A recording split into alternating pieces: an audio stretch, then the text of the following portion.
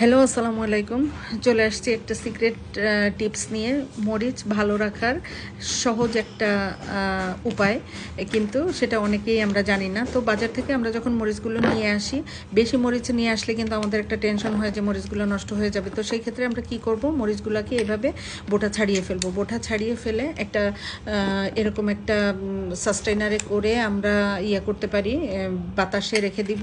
বাতাসে রেখে দিয়ে যখন পানিটা শুকিয়ে যাবে, এই যে এরকম দেখেন একটু পানিও কিন্তু মরিচের গায়ে নেই, তখন মরিচটাকে আমরা একটা এয়ারটাইট বক্সে ঢুকিয়ে ফেলবো এবং ঢুকিয়ে সুন্দর করে মরিচগুলোকে রেখে দেন আমরা এটা ফ্রিজে রেখে দিব। ফ্রিজে রেখে দিলে কিন্তু দীর্ঘদিন মরিচগুলো খুব ভালো থাকবে।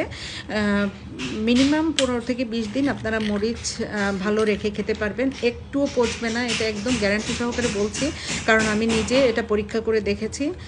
আমি কিন্তু এভাবেই রাখি। তো আপনারাও এটা ট্রাই করবেন এবং আমাকে জানাবেন যে আসলেই আমার টিপসটা আপনাদের কাজে দিয়েছে কিনা। আশা করব সবাই টিপসটা ফলো করবেন, আপনারা উপকৃত হবেন ইনশাআল্লাহ। তো এভাবে আপনারা এয়ারটাইট বক্সে করে ফ্রিজে এভাবে রেখে দিবেন, দীর্ঘদিন সংরক্ষণ করা যাবে।